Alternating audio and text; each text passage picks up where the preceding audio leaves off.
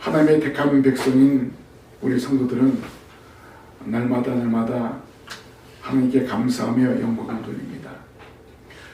특별히 거룩한 주일 우리가 예배할 때 반드시 하는 것이 있습니다. 찬송도 하고 기도도 하고 하지만 가장 중요한 것은 우리가 사도신경을 고백합니다. 오늘도 우리는 나는 전능하신 하나님 아버지 천지의 창조주를 믿습니다. 나는 그의 유일하신 아들 우리 주 예수 그리스도를 믿습니다. 계속해서 마지막 부분에 나는 성경을 믿으며 거룩한 공교회와 성도의 교제와 죄를 용서받는 것과 몸의 부활과 영생을 믿습니다. 라고 이 사도신경 보세요. 나는 첫 번째 누구를? 전능하신 하나님 아버지. 그 다음 두 번째는 유일하신 아들 예수 그리스도. 세 번째는 성령님. 이렇게 삼위일체 하나님을 믿는다고 고백하고 있습니다. 우리는 이 고백을 통해서 우리가 하나님의 자녀가 되었음을 감사하는 그런 고백을 하는 것입니다. 그럼 여기 사도신경을 고백하는데 마지막 부분에 여러분은 거룩한 공교회를 믿습니까? 아마 이 질문이 상당히 이상하게 들릴지 모릅니다. 우리는 하나님을 믿습니까? 혹은 예수님을 믿습니까? 라는 질문에 익숙하지만 거룩한 공교회를 믿습니까? 라는 질문은 익숙하지 않습니다. 하지만 이 질문을 한번 바꿔보도록 하겠습니다. 여러분은 영생을 믿습니까? 아마 모두 믿는다고 대답할 것입니다. 우리는 사도신경을 고백할 때 영생을 믿습니다 라고 고백하고 마칩니다. 그렇죠? 오늘 우리 성도들은 이 영생에 대한 확고부동한 믿음이 있습니다. 우리가 예수 그리스도를 믿음으로 말미암아 천국 가서 영생 복락을 누린다라는 것을 예수님 믿는 모든 사람들은 다 믿고 있습니다. 그러나 이 사도신경에는 영생에 대한 고백만 다루고 있지 않습니다. 영생 앞에 몸의 부활도 있고 제사함도 있고 성도의 교제도 있습니다. 중요한 것은 거룩한 공교회도 있습니다. 이 모든 것이 우리가 구원을 위해서 믿어야 될 신앙의 조항이기도 합니다. 특별히 공교회에 대한 믿음은 삼위일체 하나님의 세 번째 위이신 성령님에 대한 신앙 항목 중에서 첫 번째로 등장하는 항목입니다. 나는 성령을 믿으며 거룩한 공교회와 라고 고백을 합니다. 성령님을 생각할 때 거룩한 공교회는 분리할 수 없다는 것입니다. 이렇게 사도신경에 따르면 우리는 거룩한 공교회를 믿습니다. 제가 여러분에게 질문한 교회를 믿습니까에 대한 이 질문에 이 고백을 통해서 항상 되새겨야 할 것입니다. 여기서 우리는 교회의 거룩성과 보편성을 알아야 됩니다. 어떤 교회가 진정으로 교회가 되기 위해서는 거룩해야 되고 또한 보편적이어야 합니다. 그렇지 않으면 그것은 교회가 성도의 사교 모임에 불과합니다. 왜 굳이 사교 모임을 교회 와서 하겠어요? 그럴 필요가 없다는 것입니다. 교회는 거룩해야 되고 보편적이어야 교회가 될 수 있다는 것입니다. 그러면 거룩한 공교회가 무엇인가요? 먼저 단어의 뜻부터 살펴보겠습니다. 예전 사도신경에는 거룩한 공교회라고 나오지 않고 뭐라고 나왔습니까? 거룩한 공회라고 번역이 되어 있어서 뜻이 아주 불분명했는데 새로운 사도신경에는 거룩한 공교회라고 잘 번역이 되었습니다. 무엇보다도 교회라는 말이 들어가기 때문에 뜻이 훨씬 더 분명해진 것입니다. 그러나 여전히 공이라는 말은 이해가 되기가 쉽지 않습니다. 여기 공이라는 것은 공적인 것, 반대되는 말은 사라고 할 수 있습니다. 사적인 것. 그럼 이 말은 무슨 말이냐? 교회는 분파가 아니라 하나라는 것을 말해주고 있습니다. 하지만 이 정도의 뜻으로 이 단어가 지닌 원래의 의미를 다 담아낼 수 없습니다. 공은 원래 카톨릭이라고 번역한 말이에요. 이 카톨릭을 번역한 말입니다. 따라서 원래 단어로 살면 나는 카톨릭 교회를 믿습니다 라고 할 수 있습니다. 그런데 이 카톨릭 하면 뭐가 생각이 납니까? 천주교가 생각나죠. 그렇죠? 예, 로마 천주교회가 이 단어를 너무나 많이 사용하고 있기 때문에 우리 개신교에서는 이 카톨릭이라는 말을 거의 사용하지 않습니다. 단 공교회라는 용어를 씁니다. 공교회가 영어로 하면 카톨릭 처치가 된 것입니다. 그러니까 나는 카톨릭 처치를 믿습니다. 이렇게 고백하는 거예요.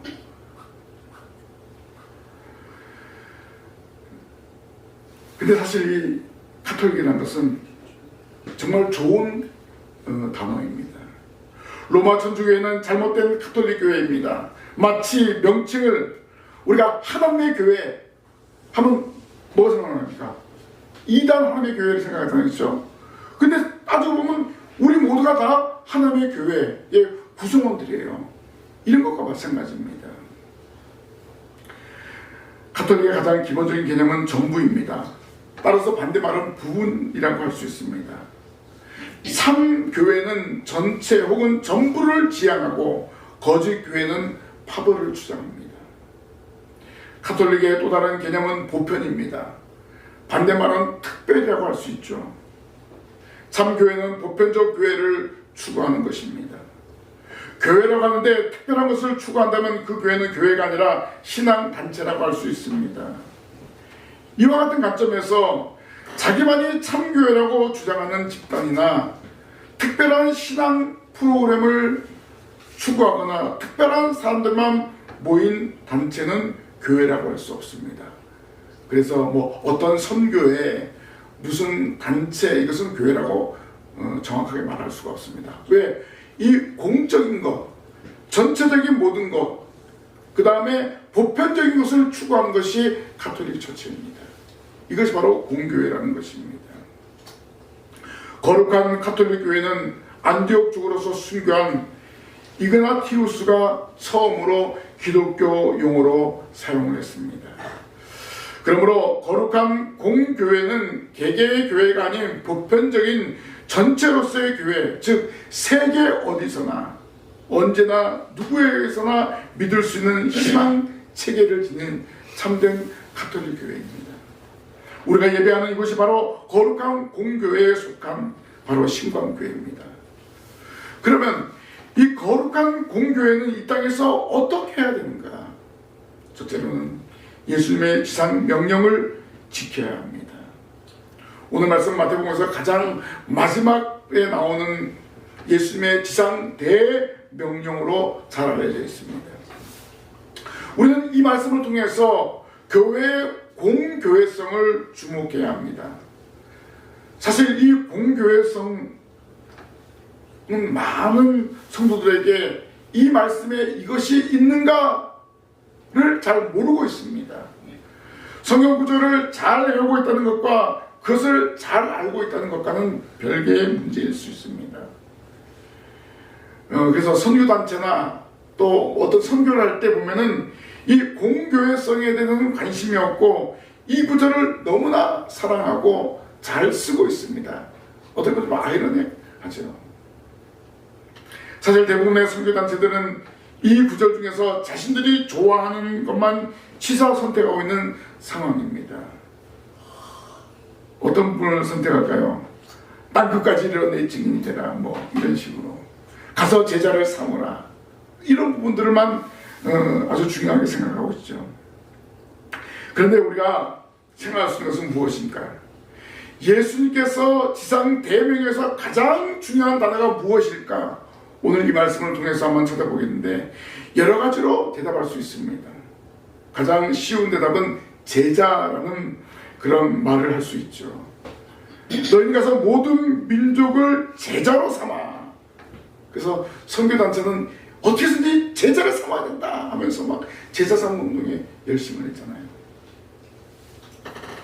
자, 그러면 가장 일반적인 사람들이 말할 때 가장 강조하고 싶은 것을 어떻게 합니까? 반복해서 하는 경향이 있습니다. 그러면 중요한 단어를 찾는 가장 쉬운 방법은 반복되는 단어를 찾는 것입니다.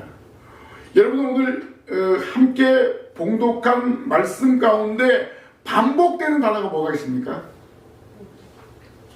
자, 다시 한번 우리가 18절, 19절, 20절 한번 읽어보겠습니다. 시작. 예수께서 나와 말씀하여 이르시되 하늘과 땅의 모든 권세를 내게 주셨으니 그러므로 너희는 가서 모든 민족을 제자로 삼아 아버지와 아들과 성령의 이름으로 세례를 베풀고 내가 너에게 분부한 모든 것을 가르쳐 지키게 하라. 볼지어다 내가 세상 끝날까지 너희와 항상 함께 있으리라 하시니라. 아멘. 뭡니까? 예, 모든이라는 단어입니다. 몇 번 나오죠? 각 절에 한 번씩 3번이나 등장하고 있습니다. 근데 사실 우리나라 번역에는 안 되어 있지만은 한 번 더 나옵니다. 어디에 나오냐면은 20절에 너희와 항상 함께 있으리라. 이 항상이라는 헬라어를 진역하면 모든 때라고 말할 수 있습니다. 그렇다면 이 지상명령에서 모든이라는 개념이 얼마나 중요한지 알 수 있습니다. 적어도 몇 번이요? 4번이나 반복이 되어 있다는 것입니다.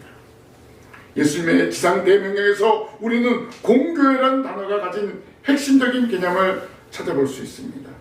이것은 공교회라는 용어를 교회에서 사용하는 데 대단히 중요합니다. 왜냐하면 사도신경에서 유일하게 성경에서 찾아볼 수 없는 단어가 공교회입니다.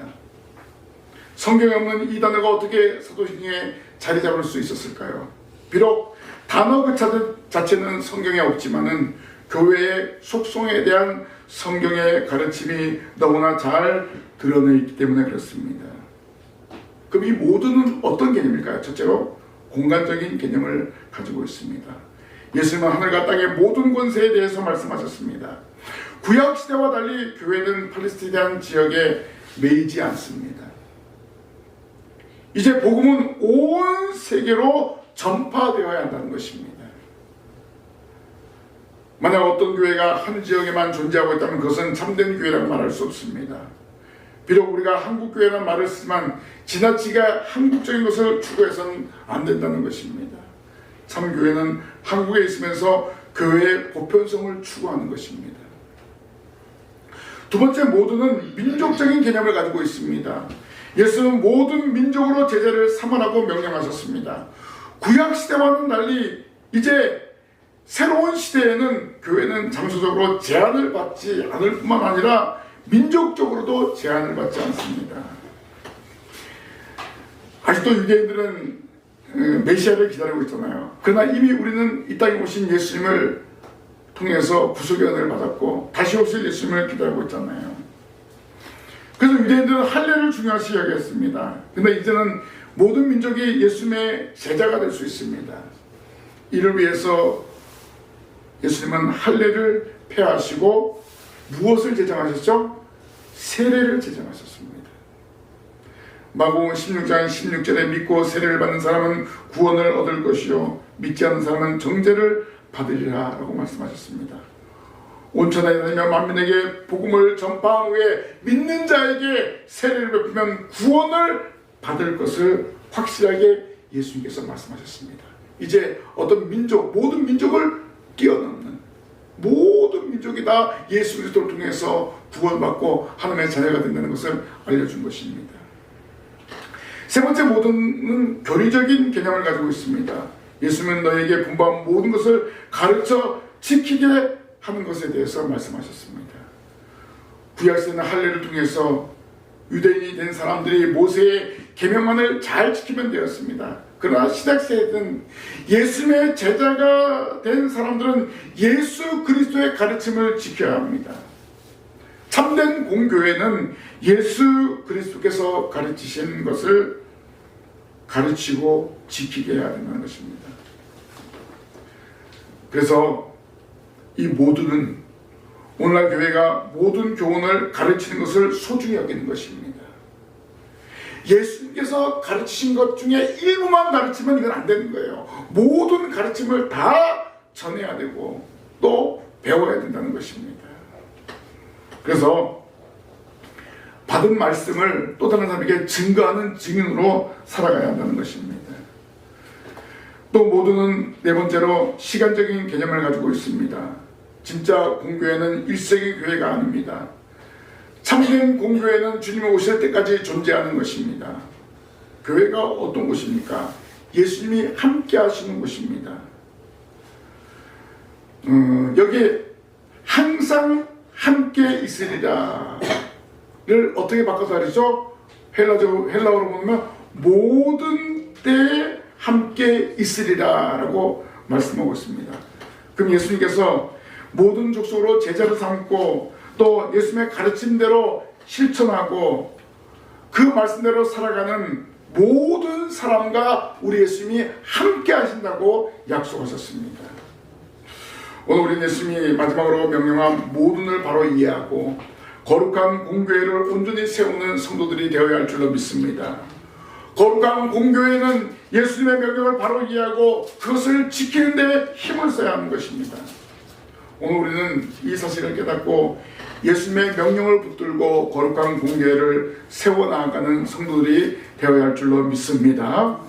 두 번째로 거룩한 공교회는 교회의 보편성을 지켜야 됩니다.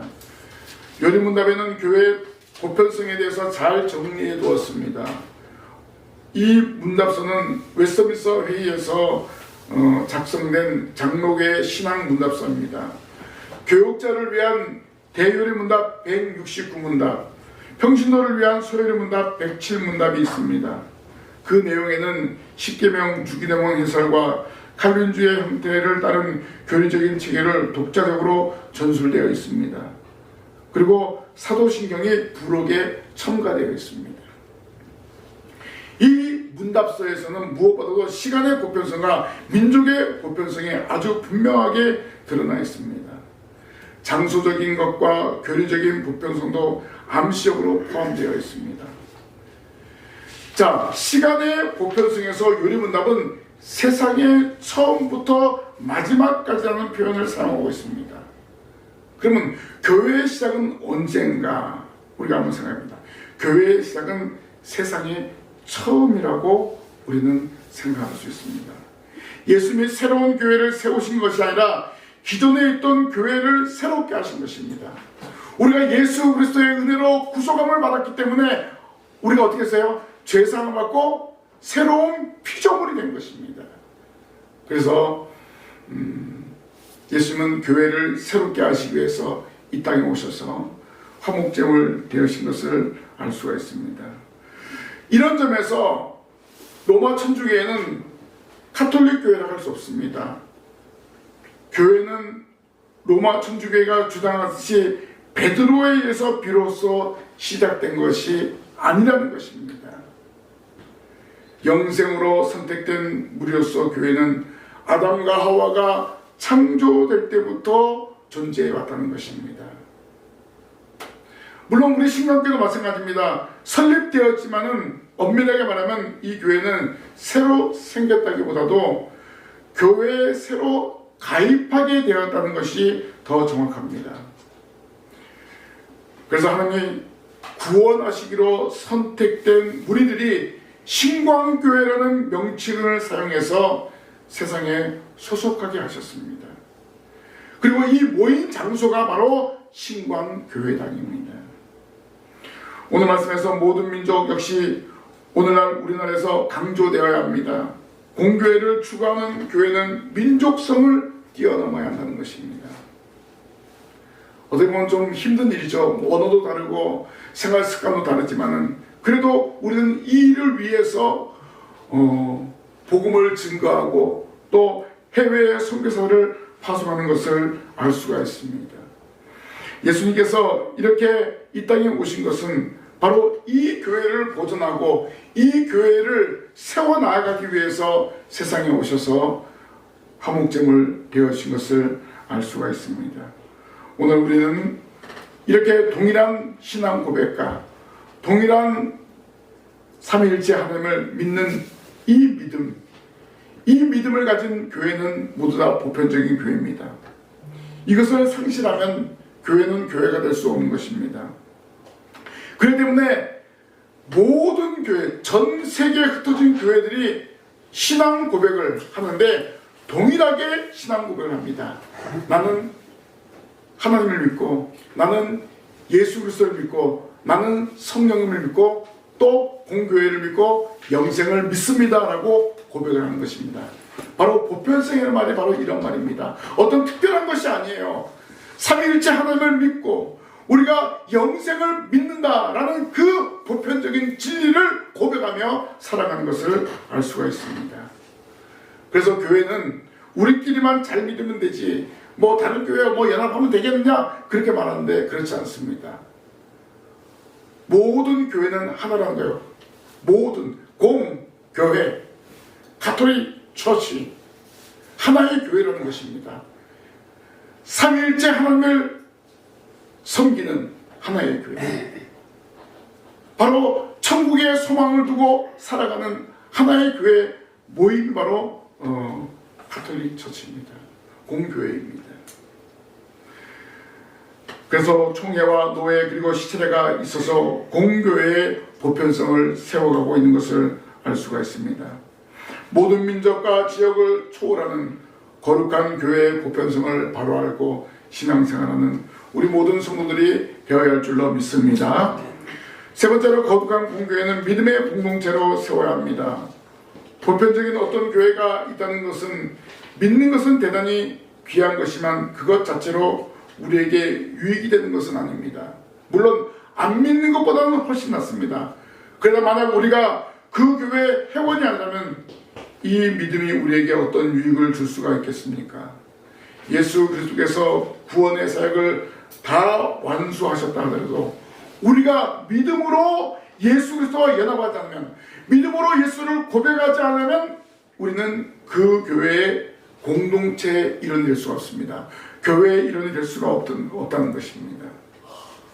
그래서 뭐라고 나왔습니까? 거룩한 공교회를 믿습니다 라는 고백 속에서는 내가 교회의 회원입니다 라는 그러한 고백이 함께 들어가는 것입니다. 이 교회의 회원은 살아있는 사람을 말해주고 있습니다. 죽은 사람은 교회의 회원이 될 수 없습니다. 그런데 로마 천주교회로는 어떻게 되냐면 교황의 권위에 복종하면 교회 회원이 될 수 있다는 것입니다. 그리고 교리의 권위에 복종해야지만 그 교회의 회원이 될 수 있다는 것입니다. 우리는 뭡니까? 예수 그리스도를 구주로 믿으면 교회의 회원이 될 수 있는 거예요. 이거 엄청난 차이가 있는 것입니다. 그렇기 때문에 거룩한 공교회는 바로 예수 그리스도를 구주로 고백하고 믿는 믿음의 공동체가 제 무리가 바로 거룩한 공교회라는 것입니다. 중요한 것은 누가 예수님을 믿고 누가 예수 그리스도를 고백하고 누가 하나님의 택한 자녀인가 하나님만 아시지만 오늘 우리가 마음으로 믿고 입으로 시인하면 구원을 얻게 되는 것입니다. 그래서 믿음의 공동체가 되는 것입니다. 그러니까 우리가 중요한 것은 뭡니까? 거룩한 공교회 구성원은 바로 믿음이 너무나 중요하다는 것입니다. 나의 주, 나의 하나님을 믿습니다. 그래서 신앙 고백의 가장 핵심은 삼위일체 하나님에 대한 고백입니다. 그리고 마지막으로 영생을 믿습니다. 하나님을 믿고 예수님을 믿고 성령을 믿고 영생을 믿습니다 라는 그 고백을 하는 것입니다. 그래서 믿음이 이만큼 중요합니다. 우리는 매주일 사도신경을 고백할 때 삼위일체 하나님을 고백합니다. 그 안에 공교회를 믿는다고 고백하고 있습니다. 거룩한 공교회는 이 믿음의 고백을 통해서 세워지는 것입니다. 우리에게 믿음을 주신 삼위일체 하나님께 감사하며 영광을 돌리며 살아가야 할 것입니다. 매주일 사도신경을 고백할 때 이런 믿음으로 고백하시기를 바랍니다. 예수님 하나로 승천하실 때 지상 대명령을 주셨습니다. 그것은 세례를 통하여 공교회를 세우라는 명령입니다. 지상 대명령을 따르는 성도들이 공교회성을 인식하고 교회를 세워나가는 데 힘을 써야 할 것입니다. 예수님이 말씀하신 대로 모든을 기억하시고 목표적인 공교회를 세워나가는 데 힘을 써야 합니다. 우리 신강교회는 특별한 교회를 추구하지 않고 보편적인 교회를 추구해야 됩니다. 오늘 우리 한 사람 한 사람이 언제 어디서나 누구와 함께 있든지 나는 거룩한 공교회를 믿습니다 라는 신앙 고백을 삶 속에 뿌리를 박아야 할 줄로 믿습니다. 거룩한 공교회이기 때문에 신강교회는 선교를 하는 것입니다. 우리 교회만이 아니라 바로 전 세계에 흩어져 있는 하나님의 택한 백성들을 불러 모으기 위해서 우리가 선교하는 것입니다. 그리고 모든 사람 성도들은 하나님 나라를 소망하며 헌신하며 봉사하며 살아가는 것입니다. 거룩한 공교회를 명령하신 예수님의 말씀을 기억하며 복음을 증거하는 성도들이 되어야 할 줄로 믿습니다. 예수님께서 말씀하신 마지막 지상 대명령이 어떤 선교만이 말하는 것이 아니라 우리 모든 흩어져 있는 모든 교회들은 하나의 교회라는 것을 알려주고 있습니다. 공교회. 그리고 이 교회는 삼위일체 하나님을 믿고 고백하며 살아갈 때 마지막에 영생을 얻게 된다는 사실을 알려주는 것입니다. 이 놀라운 하나님의 은혜, 주님의 사랑을 깨닫고 거룩한 공교회를 세워나가는 우리 모든 성도들이 되시기를 주님의 이름으로 간절히 부탁을 드립니다. 기도하겠습니다. 하나님 은혜 감사합니다. 저희들을 거룩한 공교회의 회원으로 불러주시고 예수 그리스도를 구주로 믿고 살아갈 수 있게 하심을 감사합니다. 또 믿음으로 영생을 얻을 것을 확신하게 하심을 감사합니다. 이 은혜 감사해서 저희들 복음을 증거하는 증인의 삶을 살아갈 수 있도록 인도하여 주시옵소서. 저희에게 주신 이 기쁨과 이 감격을 통해서 또 다른 세계에 나눌 수 있는 믿음의 성도들이 될 수 있도록 도와주시옵소서. 저희들 통해서 교회가 바로 세워지고 저희들 통해서 하나님의 나라가 확장되는 역사가 나타나게 하실 줄 믿습니다. 이 믿음을 가지고 날마다 삼위일체 하나님을 고백하며 살아가게 하여 주시옵소서. 이 말씀 기억하며 살아가게 하실 줄 믿사옵고 예수님 이름으로 기도하옵나이다. 아멘.